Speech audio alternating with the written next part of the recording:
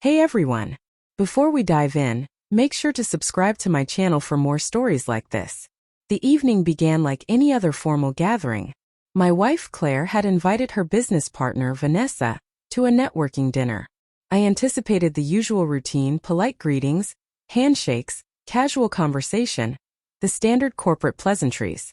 What I didn't expect was to become the butt of a public joke in front of 50 people.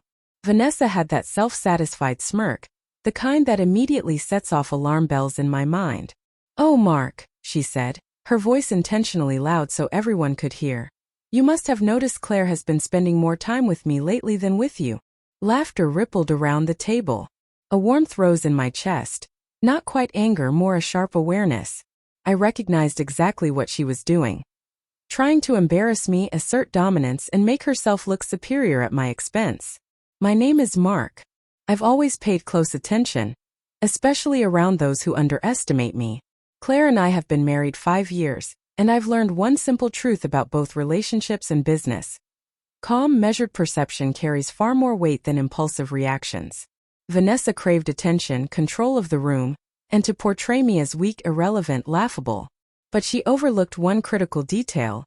I never respond without fully understanding the situation.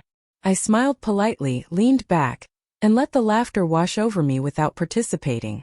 I observed Vanessa closely, the subtle tension in her hands, the flicker in her eyes whenever Claire spoke, the exaggerated gestures meant to distract.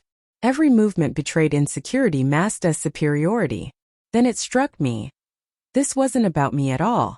It was about her need to dominate, to feel clever, to create a sense of power by belittling someone else. I said nothing. Instead, I watched the table, polite smiles, stifled chuckles, exchanged glances of subtle confusion. Not everyone bought into her performance, and that became my advantage. I let her play her game while preparing to turn the tables silently. As the evening progressed, Vanessa grew bolder. She made sly comments implying I was passive, uninformed, irrelevant, questioning my involvement in Claire's business. I noticed the tiny smirk she flashed when she thought she had scored points. She leaned toward Claire, seeking validation, but I remained unshaken, letting her arrogance unravel on its own. I had already done my homework. Claire had casually mentioned Vanessa's competitive streak, her tendency to overestimate her influence around powerful people. Vanessa assumed I would react emotionally, that I would feel embarrassed, that I would hand her the satisfaction she sought. She hadn't accounted for patience, quiet intelligence, or careful observation. Then came my moment. A simple, innocuous question escaped my lips, loud enough for her to hear. "Vanessa, have you considered that the data Claire shared last week might alter your perspective on this proposal?"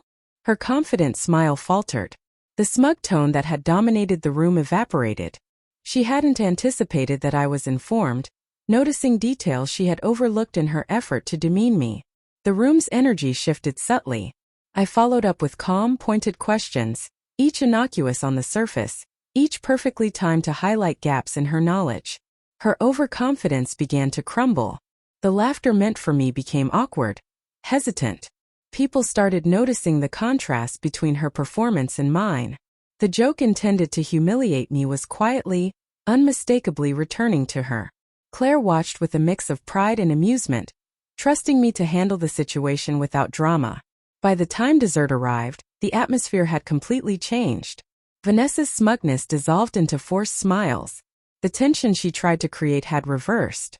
The guests she had hoped to impress now quietly questioned her authority and composure. All this happened without me raising my voice or losing control.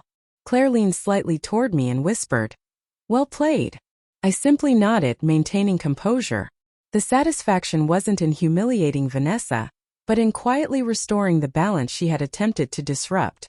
The evening had been a test, and she had failed. Not because I sought revenge, but because I allowed her own actions to expose her intentions. As guests filtered out, Vanessa approached, attempting civility. "Mark, she began, but I interrupted gently, calm and steady. "It's all right. I think the night spoke for itself."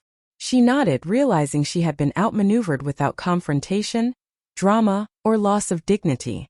She had tried to make me the fool. Instead, the joke had landed on her. Later at home, Claire and I reflected on the evening, laughing quietly at the irony, the tension, and the subtle cues I had noticed that others might have missed. The lesson remained clear. True composure and awareness speak louder than words. People reveal themselves when they assume you're unaware. That night reaffirmed a truth I've always believed. Confidence and calm observation are far more powerful than impulsive reactions or overt confrontation. By letting Vanessa's actions expose her intentions, I maintained control without manipulation or revenge. It was a quiet victory, a reminder that respect and awareness cannot be demanded. They must be earned, preserved, and protected through intelligence and patience. By the end of the night, the lesson was evident to all. Underestimate me, and you reveal more than you intend. Attempt to make me the fool, and the outcome may surprise you. Sometimes the strongest response is patience, careful observation, and allowing someone's behavior to reveal the truth. Vanessa tried to play a joke on me, but the real punchline was always mine.